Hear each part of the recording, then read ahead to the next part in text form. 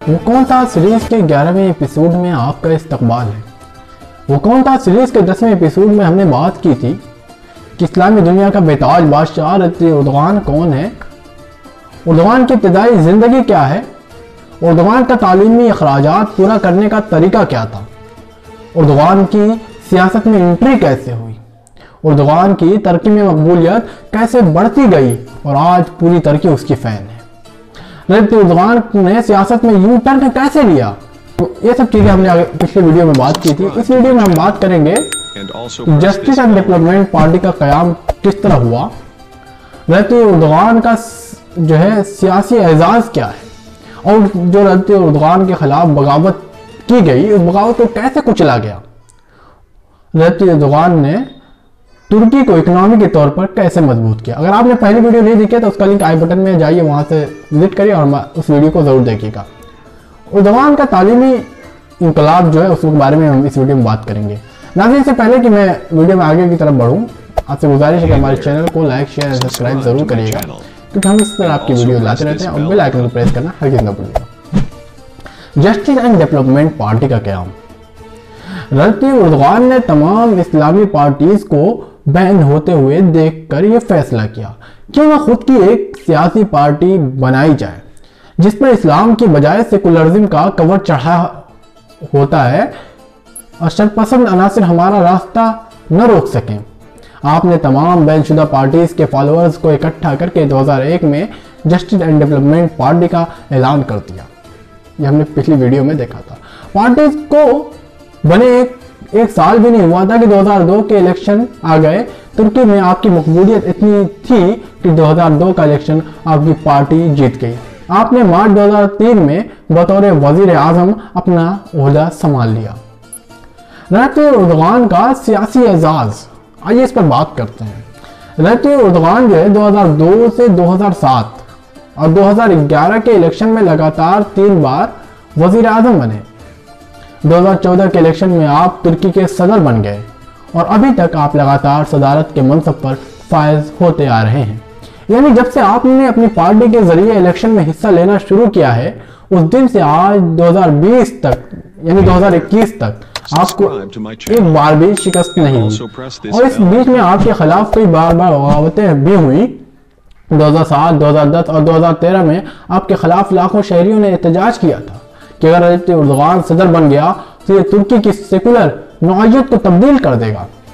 और इसी तरह 15 जुलाई 2016 में खुद तुर्क अफवाज ने आपकी हुकूमत के खिलाफ बगावत करके इक़्तिदार पर कब्जा करने की कोशिश की।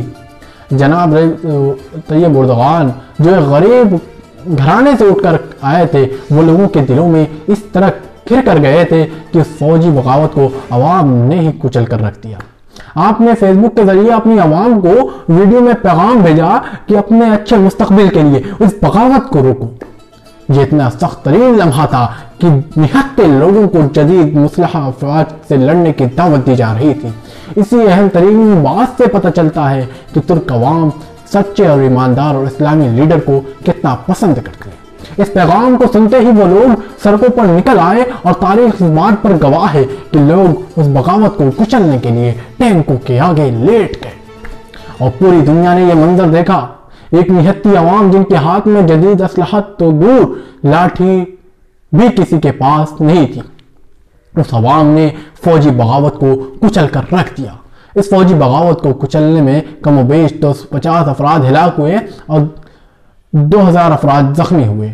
लेकिन पूरी दुनिया ने देखा कि अगर ईमानदारी से कौम की खिदमत की जाए तो फिर यही कौम अपने लीडर की हर मुसीबत और परेशानी के सामने चट्टान बन जाती है। उनका लीडर जहां भी कहीं भी दलदल में फंसा हो वो वहां से अपने लीडर को निकालकर सदारत की कुर्सी पर बैठा देती है। जैसे ही जनाब उर्दुगान ने दोबारा इक़्तिदार संभाला, आपने उस बगावत में मुलव्विस तकरीबन 1.5 लाख सरकारी मुलाजमीन को नौकरी से फारिग कर दिया। उर्दुगान ने तुर्की को इकोनॉमी के तौर पर कैसे मजबूत किया, यह भी एक अहम सवाल है और इस पर भी हम बात करेंगे। जब 2002 को उर्दुगान तुर्की के वजीर आजम बने थे तो उस वक्त तुर्की पर IMF का $2.5 बिलियन कर्जा था। आपने सब्सिडी कम करके नौजवानों के लिए कारोबार के मौके पैदा किए। लिब्रा एक्ट के तहत 45 घंटे का वर्क वीक टाइम कायम किया और 1 साल और वास्ट टाइम 270 घंटों तक महदूद किया। आपने कारोबारी की रुकावट में इजाफी कवानीन के खात्मा करके गैर मुल्की सरमायाकारों को तुर्की में इन्वेस्टमेंट करने की दावत दी। अपोजिशन की तनकीद का मुकाबला करते हुए बड़े पैमाने पर माशी पॉलिसियां बनाई गई। उन चंद अहम इक़दाम की वजह से आपने 2012 में IMF का मुकम्मल कर्जा अदा करके खुद IMF को कर्जे देने का ऐलान कर दिया। रजब एर्दोगान का तालीमी इंकलाब, आइए इस पर भी कुछ बात कर लेते हैं। जिस तरह रजब एर्दोगान ने इकनॉमी पॉलिसियां बनाई थी, इस तरह आपने तालीमी के मैदान में भी तब्दीलियां की हैं। जब आपने इक़्तिदार संभाला तो उस वक्त तुर्की में लड़कियों की तालीम पर कोई ख़ास तवज्जो नहीं दी जाती थी। आपने 2023 में हादी किजिल ओकला यानी आओ लड़की स्कूल चलो के नाम पर एक मुहिम चलाकर लड़कियों को तालीम की तरफ राग़िब किया। आपने 2004 में मुकम्मल इब्तिदाई तालीम निसाब मुफ्त कर दिया था। 2002 में तुर्की में यूनिवर्सिटी की तादाद 98 थी, अब तुर्की में यूनिवर्सिटीज की तादाद 200 है। जब आपने इक़्तिदार संभाला तो उस वक्त वज़रात तालीम का बजट 7.5 अरब लीरा था। आपने तालीम का बजट 7.5 अरब लीरा से बढ़ाकर 2012 में 34 अरब लीरा कर दिया था। दोस्तों, अगर आप इस्लाम की मुकम्मल तारीख और उसके साथ साथ सल्तनत उस्मानिया की मुकम्मल तारीख जानना चाहते हैं तो मेरे इसी ब्लॉग के साथ जुड़े रहें और अपने आबा व अजदाद की तारीख जानते रहें, क्योंकि हम आने वाली वीडियो में हम बात करेंगे 2023 के बाद क्या होगा, क्या खुलाफत लौट आएगी, क्या तुर्की के मुआहदे पाबंदी जो ख़त्म हो जाएंगे उसमें कौन कौन से मुआहदे हैं और क्या है वो मुआहदा। इन सब चीज़ों पर हम बात करेंगे आने वाली वीडियो में। हुजूर सल्लल्लाहु अलैहि वसल्लम की पेशन गोई क्या है उस पर भी बात हो। 2023 के बाद क्या खिलाफत कायम हो सकती है, इस पर भी बात होगी आने वाली वीडियो में तफसीलन। तब तक के लिए दीजिए हमें इजाज़त। अल्लाह हाफ़िज़।